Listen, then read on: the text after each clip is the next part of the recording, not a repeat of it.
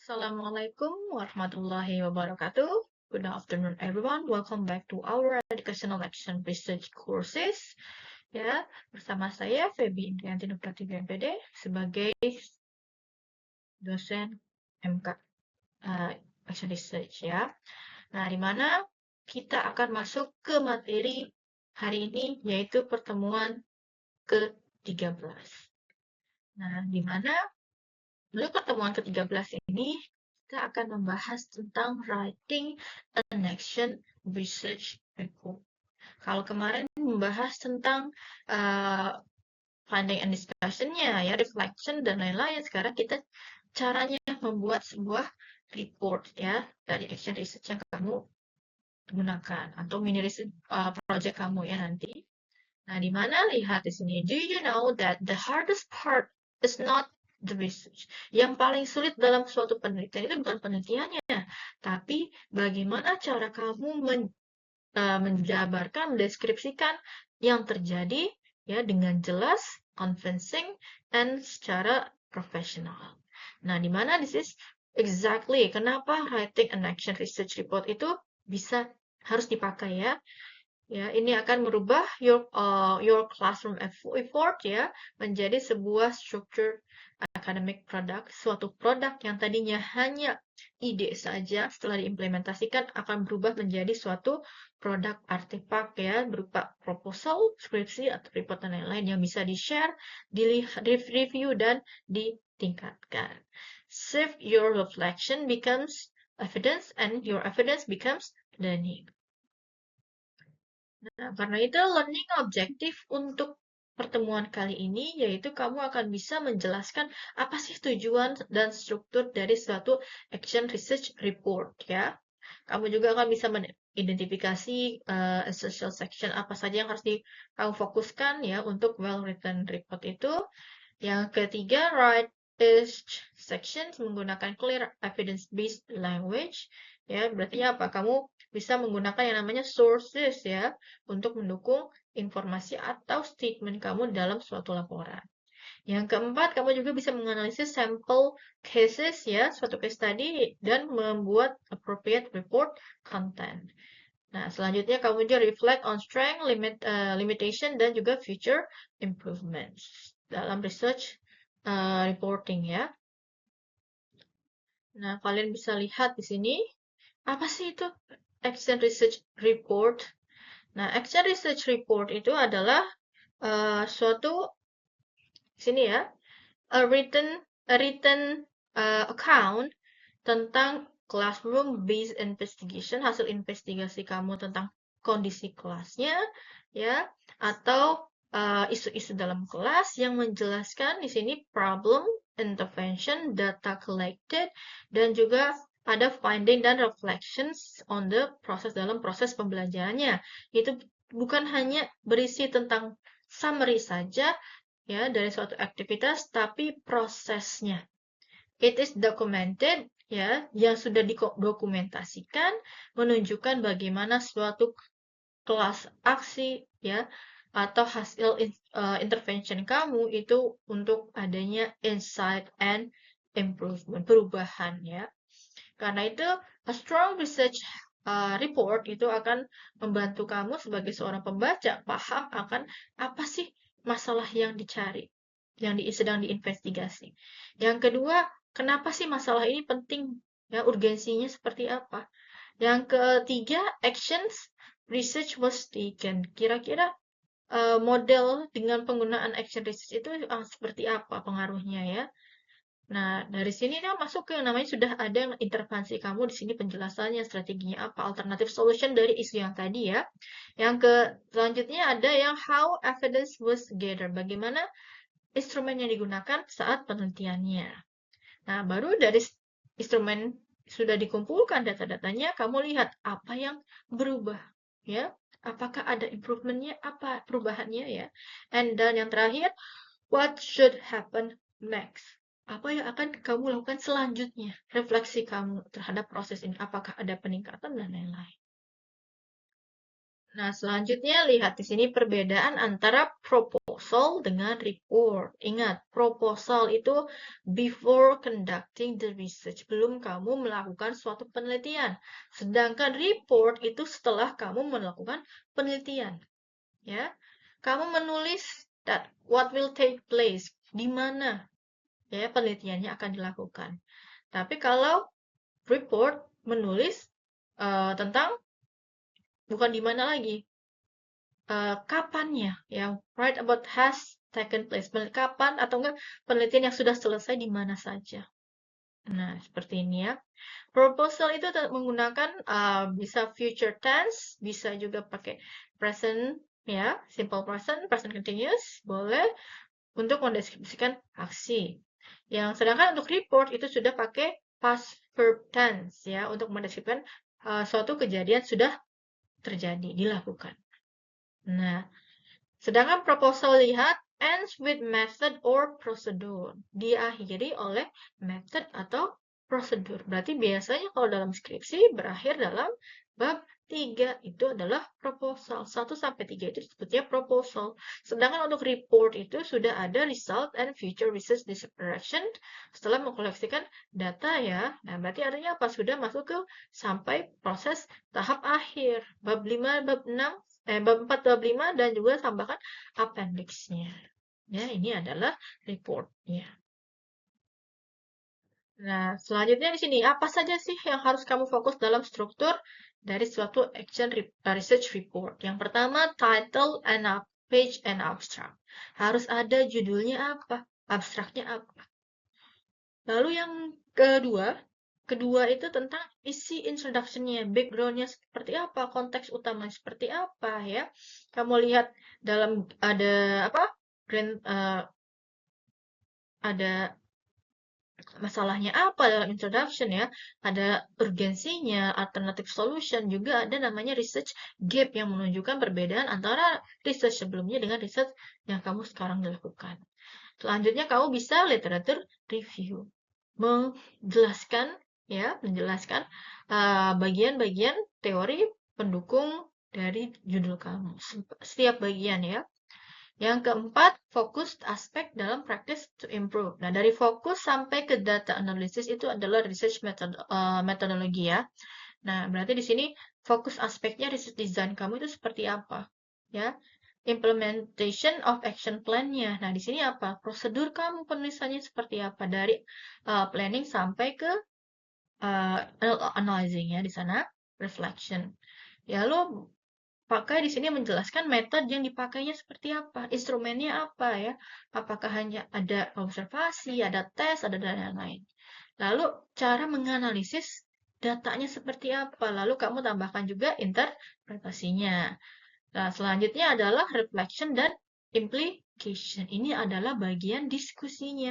Yang kamu diskusikan tidak hanya mengkopas dari isi findings kamu, lalu kamu ambil lagi kopas ke bawah ya untuk diskusi. Tapi kamu hasil di sini lihat hasil implikasinya interpretation kamu itu kamu bahas lagi, hubungkan dengan jurnal-jurnal pendukungnya, lalu kamu interpretasikan.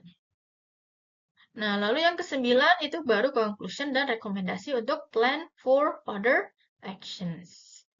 Nah, jangan lupa menggunakan citasi pakai APA ya, terutama kamu juga bisa tambahkan menggunakan Mendeley ya.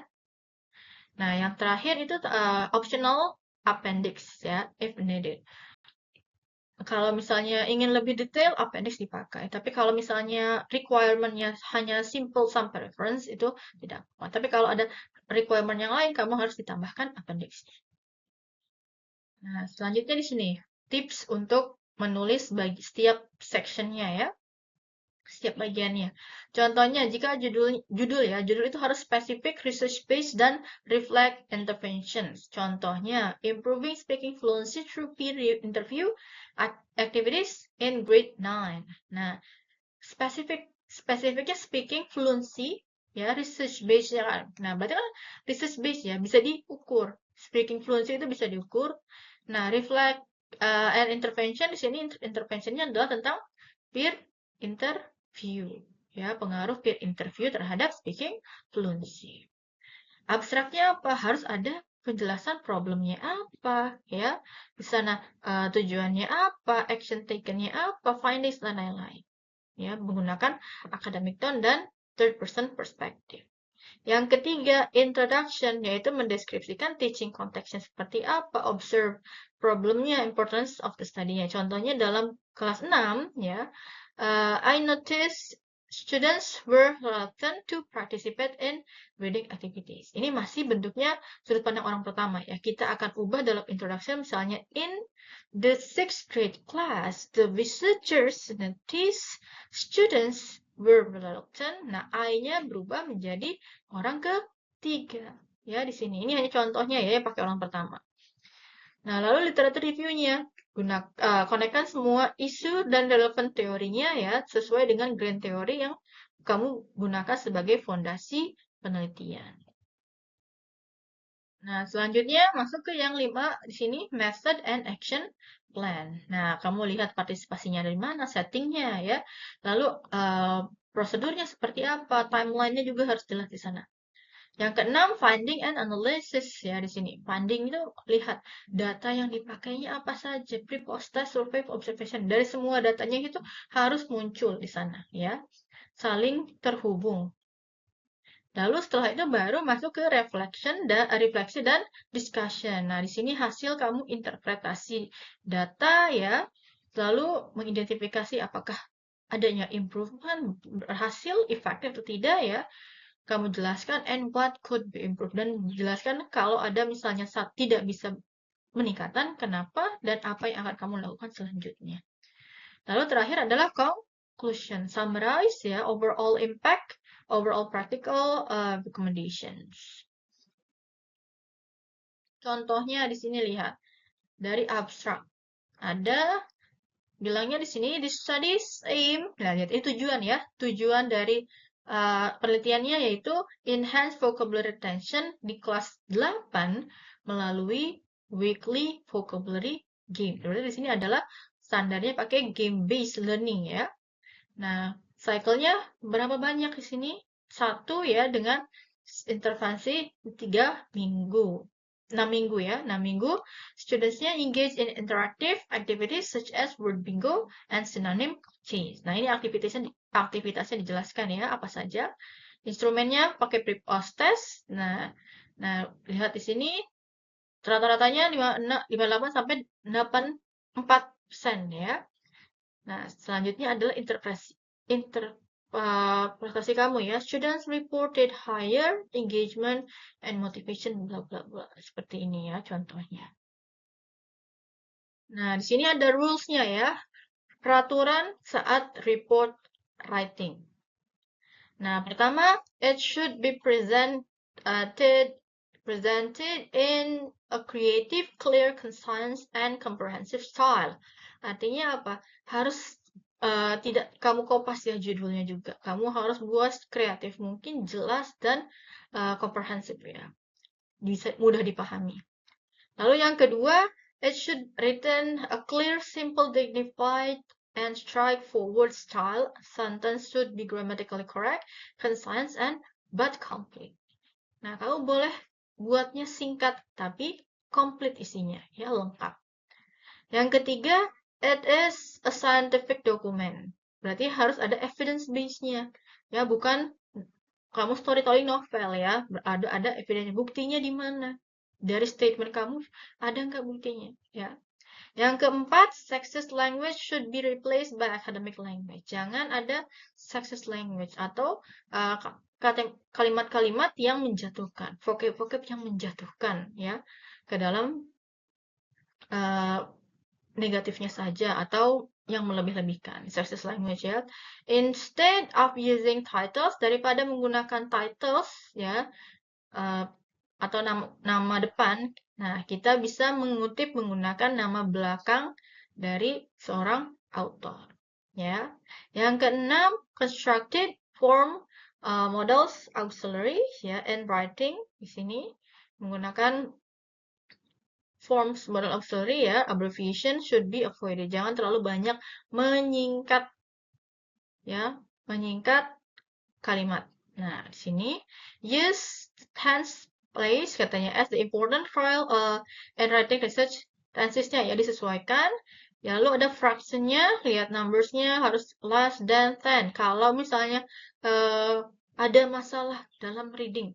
Kalau misalnya masalah yang kamu temukan itu kurang dari 10, kamu mention. Tapi kalau lebih dari 10, kamu bisa dibilang more than 10, bla bla bla ya, sana. Kalau yang 9, di sini research reportnya should not be written hurriedly, katanya jangan terlalu cepat-cepat ingin selesai, tapi kamu harus fokus, lihat adanya peningkatan dan deskripsinya yang baik. Karena itu, when writing, avoid vague statement. Kalau misalnya ada statement yang bilang, students become better. Betternya dari kemana nih? Arahnya kemana? Nah, berarti masih ambigu ya statementnya.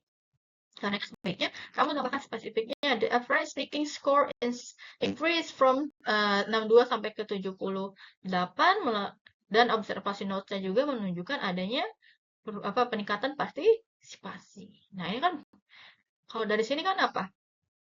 Disimpulkan adalah students adanya improvement atau become better, ya, better in speaking misalnya, ya. Dan ini ada mekanik ya, apa saja yang harus kamu ada dalam proposal kamu atau dalam skripsi kamu.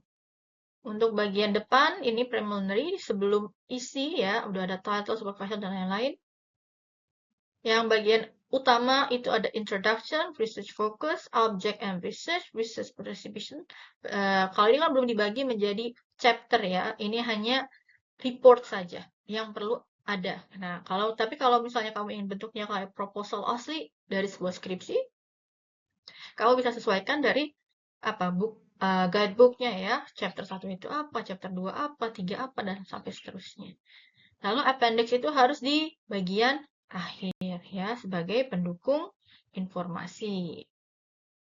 Nah, ini kalau ini contoh ya, kalau kamu mau buat thesis ya, skripsi.